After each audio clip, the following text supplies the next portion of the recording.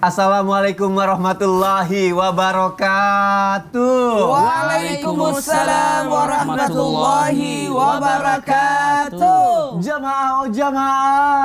Alhamdulillah. Alhamdulillahirabbil alamin. Allahumma sholli ala sayyidina Muhammad wa ala ali sayyidina Muhammad. Alhamdulillah jamaah, kita ketemu lagi di Islam itu Indah. Alhamdulillah, Masya Allah, pagi hari ini saya senang sekali. Jamaah juga pastinya sangat senang sekali ketemu lagi. Masya Allah, sama guru-guru kita yang sangat kita cintai ya. Kita akan belajar banyak pagi hari ini jamaah. Kita akan belajar mengenai, maaf ya, kita akan belajar mengenai najis nih. Soalnya kita sama-sama tahu ya, kalau najis identik dengan suatu kotoran yang menempel sama tubuh, tempat ataupun pakaian yang biasanya suka membatalkan ibadah kita gitu kan. Tapi kali ini kita akan bahas mengenai najis nih yang bisa dimaafkan. Maksudnya seperti apa najis aja bisa dimaafkan gitu kan. Kita bahas, tema kita pagi hari ini adalah ini loh najis-najis yang dimaafkan. Wah, ada penasaran Ustaz Maulana yang mana nih, gitu kan. Untuk yang pertama nih ya, ada yang najis seperti ini nih. Duh, gimana ya? Misalnya kita nggak sengaja nih injaknya, aduh nauzubillah min dzalik. Nginjak dahak gitu. Ya udah. Ya. Yang keluar dari mulut orang, di atasnya ludah. Ludah saja. Keinjak. Ya. Itu gimana ya bedanya? Sebenarnya aman sih kalau dia pakai sendal. Iya sih, coba kalau nggak pakai sendal aku ngebayangin. Itu gimana ngebedainnya itu najis apa bukan gitu. Terus cara membedakan najis atau bukan dalam sudut pandang Islam itu seperti apa Ustaz Maulana? Baik. Masya Allah, izin Abi yang alhamdulillah sudah dua menantunya. Masya Allah. Masya Allah. Mungkin tahun depan udah dua cucunya. Amin. Ustazah, Masya Allah, tabarakallah. Bismillahirrahmanirrahim. Assalamualaikum warahmatullahi wabarakatuh.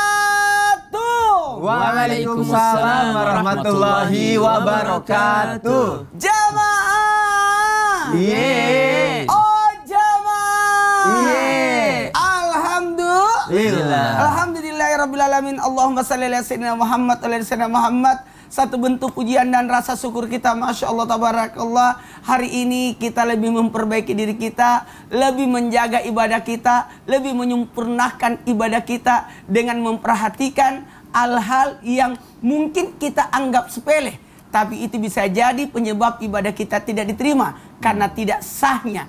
Karena salah satu syarat sahnya ibadah itu yakni seperti salat adalah suci. Nah, suci dari apa? Hadas dan najis. Dan kali ini kita membahas tentang najis. Dan kali ini pertanyaannya, najis itu cara membedakan najis dan yang bukan najis bagaimana? Kita lihat dulu. Najis itu kan ada tiga. Ada najis mu'affafa, mutawassita, dan mughalladha. Atau bahasa mudahnya adalah najis ringan, najis sedang, dan najis berat. Yang jelas, najis berat itu berasal dari, maaf saya pinjam kata-kata ini dan harus saya sampaikan, najis berat itu yang berasal dari anjing dan babi. Dua jenis inilah. Kemudian ada namanya najis mu'affafa atau najis yang ringan. Adalah najis berasal dari, dari kencing bayi laki-laki yang belum makan selain ASI ibunya di bawah 2 tahun. Nah, dalam hal ini kalau najis mutawassita adalah najis pertengahan atau sedang. Yang mana itu selain dua ini? Darah, bangkai dan sebagainya. Mohon maaf tanpa menggurui kotoran dan sebagainya. Bagaimana dengan tadi yang disebutkan oleh Mas Sony? Masalah itu masuk kategori najis yang tidak berada di sini tiga-tiganya. Oh, berarti masuk pada kategori yang dimaafkan. Tapi tunggu dulu, karena Sony-nya jijik, maka itu masuk dalam kategori najis mutawassita dan cara membersihkannya hanya menghilangkan bendanya dengan artinya mencuci. Maka kategori untuk membedakan antara ini najis atau bukan najis melihat dari basah dan tidak basahnya bersentuhan. Kalau kering dan kering aman, tapi kalau misalkan pernah ada dahak di sini, tapi udah kering, jadi aman. Tapi kalau masih basah dengan ketemu yang kering, maka menjadi najis. Dan tunggu dulu, kalau melihat dulu sempat ada yang jatuh di air, maka dilihat dulu jumlah airnya. Nah, nanti akan dibahas lebih lanjut lagi supaya lebih mudah.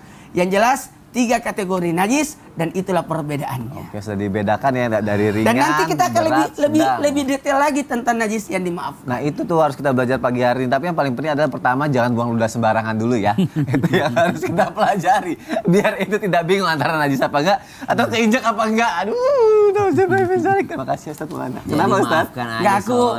Maafkan aja. Berat maafinnya. Kan dimaafkan katanya. Oh iya, udah deh dimaafin. Jangan diceritain lagi. Enggak usah, kita ganti topik ya. Kita ganti pertanyaan lain. Kali kan kita udah belajar dari Ustaz Maulana membedakan 3 jenisnya ya, berat, sedang, sama pertengahan. Berat. Nah, sekarang Berat, bagaimana nih? Apa? Berat, ringan, ringan. sama pertengahan gitu ya. Nah, sekarang kita belajar nih bagaimana cara membersihkannya. Kadang kan kita tahu ya Abi Maki ya, kalau misalnya najis kan bersihnya ada yang pakai tanah atau lumpur kalau misalnya terkena air liur anjing gitu ya Abi ya. Nah, aku pengen tahu cara membersihkan najis yang benar menurut Islam bagaimana. Mohon penjelasannya Abi Maki. Terima kasih Mas Sony. Ya, izin Ustaz Nur Maulana, Ustaz Syam, izin ya. Bismillahirrahmanirrahim. Assalamualaikum warahmatullahi wabarakatuh. Waalaikumsalam warahmatullahi wabarakatuh. Alhamdulillahirabbil alamin. Allahumma shalli ala sayidina Muhammad wa ala ali sayidina Muhammad. Subhanallah, ketika berbicara tentang najis pastinya identik dengan bagaimana cara membersihkannya. Tadi jazakumullah khair Ustaz Nur Maulana sudah menyampaikan tentang Masya Allah dari bagian-bagian najis ini seperti apa. Namun kita lihat bagaimana cara membersihkannya ya. Karena masing-masing berbeda. Ketika najis mukhaffafah atau yang ringan, ya cukup mungkin para ulama dengan menyatakan paling mudah. Dipercikannya saja air di tempat itu, di tempat di mana terkena najis mukhaffafah ini atau yang ringan ini sudah cukup untuk membersihkannya. Ini ketika mukhaffafah. Iya, ini adalah yang mukhaffafah ataupun yang ringan. Lalu yang kedua, ini yang disebut dengan yang sedang. Bagaimana cara membersihkannya dengan yang sedang ini? Ini paling mudah saja dan gampang untuk kita. Di mana letak kotoran atau najis itu disiram saja.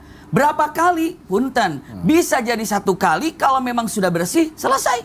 Tapi kalau misalnya masih kurang dengan 1 kali, 2 kali, silahkan siram lagi, dibersihkan lagi. Masih kurang rasanya 3 kali boleh. Namun yang jelas ketika membersihkan najis yang pertengahan ini atau yang sedang ini tidak ada ketentuan harus diulang, tidak. Namun dengan keyakinan kalau sekali saja sudah merasa bersih dan sudah suci maka sudah tidak ada masalah. Namun yang paling berat ini adalah dikatakan najis yang berat atau disebutnya mughalladhah. Tadi digambarkannya bagaimana cara membersihkan daripada najis mughalladhah ini, dan inilah yang diatur dengan menyempurnakannya sampai 7 kali.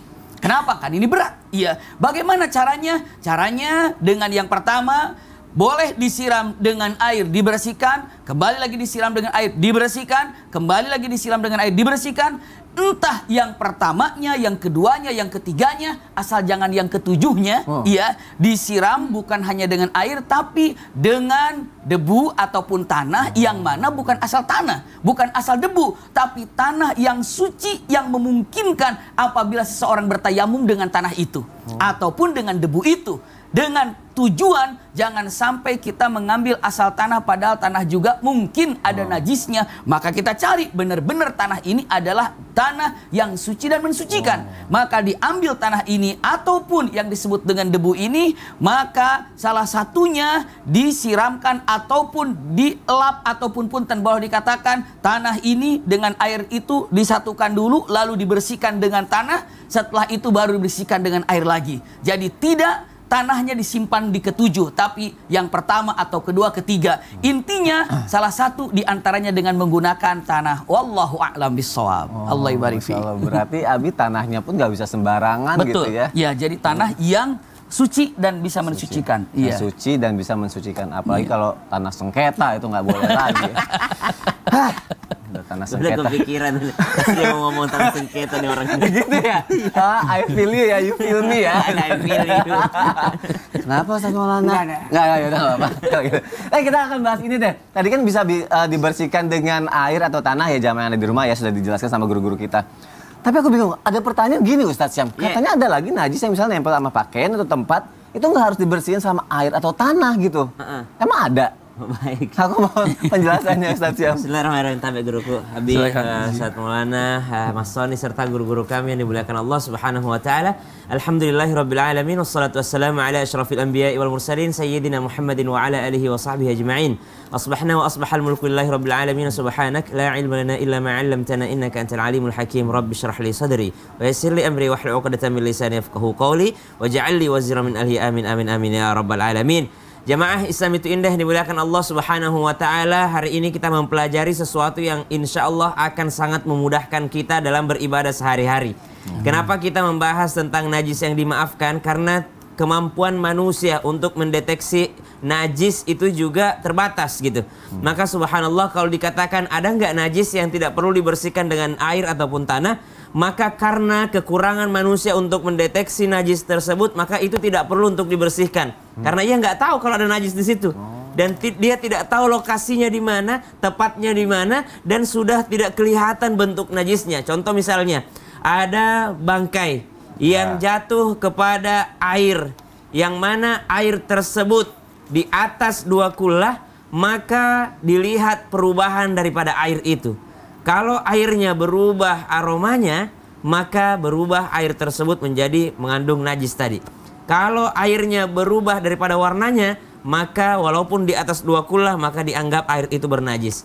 Kalau di atas 2 kullah, kalau ada perubahan daripada air tersebut setelah terkena najis, maka dianggap najis. Namun jikalau di bawahnya, maka subhanallah itu tetap aja dianggap najis walaupun tidak sampai merubah bentuknya atau merubah warnanya, maka dimaafkan. Kemudian yang kedua, kenapa ada najis yang dimaafkan tadi, bahwasanya tidak perlu dibersihkan atau tidak perlu dihapuskan dengan air ataupun tanah. Yang pertama, untuk mengetahui bahwa manusia ini tidak semuanya mampu untuk membersihkan yang tidak kelihatan. Itu yang pertama. Yang kedua, Islam itu agama yang mudah, memudahkan, bukan menyulitkan. Masa orang mau ibadah aja disulitkan, ya? Jadi Islam itu agama yang sangat mudah. Bahkan kalau nggak ketemu air, silahkan pakai tanah. Bahkan kalau dalam perjalanan, di dalam mobil atau dalam apa, tidak ada air, tidak ada debu, maka silahkan sholat tanpa bersuci.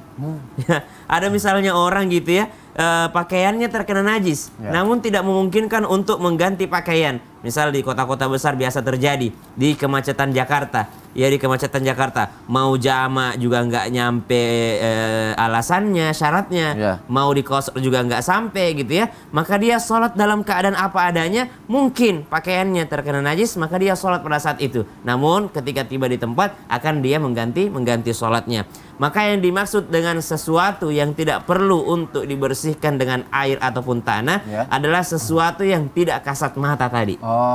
Karena kemampuannya manusia untuk melihat perubahan ataupun adanya bentuk daripada najis tadi. Yang kedua, sesuatu yang menyulitkan manusia. Jadi sesuatu yang menyulitkan. Kalau misalnya mau lagi dipisahkan mana air yang suci, mana air, kan tidak mungkin untuk memisahkannya lagi. Maka ulama memberikan ukuran, atau Nabi SAW memberikan ukuran atau kadar air berapa banyak, ukurannya ataupun bentuk air tersebut. Jadi intinya adalah bagaimana Islam mengatur beberapa kemudahan-kemudahan bagi kita agar kita tidak menyulitkan diri untuk sholat. Karena banyak sekali nih alasan untuk tidak sholat ini.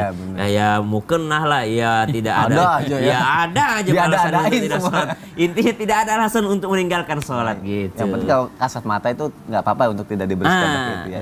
Duh, makasih Ustaz Syam ya. Siap. Kalau ini kayaknya sakitnya Kenapa, Son? kelihatan sakit. Ini Apa yang sakit? Ini aku di sini ada luka, terus? agak kebuka gitu, terus kayak kena celana tuh kayak nyeri banget gitu. Nyeri gimana? Luka aku kayak kebuka gitu loh, bekas berdarah juga, terus kayak ada Nggak mau sebut ya? ada ini, ada nanahnya. Ustaz Maulana mau lihat nggak? Enggak. Tapi nanahnya pengen banget lihat sama Ustaz Maulana. Enggak. Aduh, baik-baik tuh. Itu bisa jadi najis. Serius? Iya. Terus cara bersihinnya gimana? Gini deh. Sini. Aduh. Jangan. Iya. Cara membersihkannya. Iya. Maaf ya, ya. Cara membersihkannya setelah yang satunya. Kita akan bahas karena ini panjang kali lebar. Kalau gitu tetap di Islam itu indah ya jamaah. Alhamdulillah. Itu beneran, Son? Apa? Nauzubillah min zalik. Diaminin jamaah. Nauzubillah min zalik. Nauzubillah min zalik.